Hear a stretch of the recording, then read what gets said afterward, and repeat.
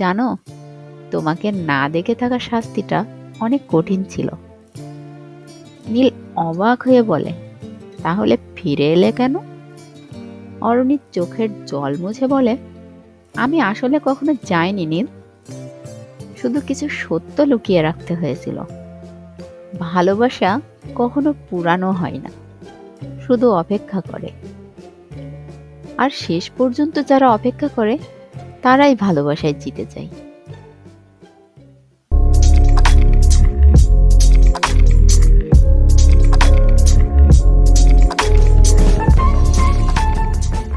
নীল ২৭ বছরের একটা সাধারণ চাকরিজীবী।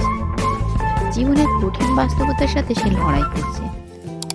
আর অরণি হলো ২৫ বছরের একটা চঞ্চল মেয়ে। নীলের প্রথম ও শেষ ভালোবাসা।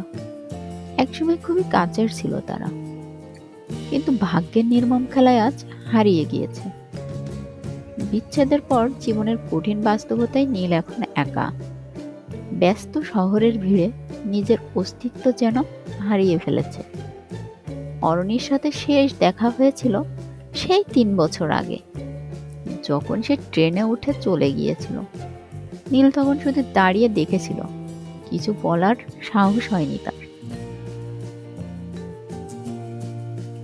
আজ ১৪ই ফেব্রুয়ারি, ঠিক সন্ধ্যায় অফিস থেকে ফেরার সময় নীল পুরনো স্টেশনে নেমে পড়ে, যেখানে শেষবার অরণির সাথে তার দেখা হয়েছিল। আজও সেখানে দাঁড়িয়ে আছে, ঠিক আগের মতোই, শুধু পাশে তার প্রিয় মানুষটি নেই। হঠাৎ বৃষ্টি শুরু হয়। নীল বৃষ্টি ভেজা রাস্তায় দাঁড়িয়ে পকেট থেকে কি যেন একটা বের করে। ওমা, এটা তো দেখি সেই পুরানো চিঠি, যেটা সে অরণিকে কখনোই দিতে পারেনি। পাশের চাওয়ালা চাচা তাকিয়ে হাসে, বলে, আজও অপেক্ষা? নীল শুধু মাথা ঝাঁকিয়ে একটু হাসে। তখনই নীল ভাবে, তাদের ভালোবাসার গল্পটা শুরু হয়েছিল এই স্টেশনে। কলেজ শেষে ট্রেনে করে ফিরত দুজনে। কেমন করে একে অপরকে ভালোবেসে ফেলেছিল সেটা কেউই জানে না। তখন ছিল শুধু নির্ভেজাল হাসি, ছোট ছোট স্বপ্ন, আর ট্রেনের জানালার পাশে বসে থাকা সুন্দর মুহূর্তগুলো। নীল চায়ের কাপে চুমুক দিচ্ছিল। হঠাৎ একটা কণ্ঠ শুনে সে থমকে গেল।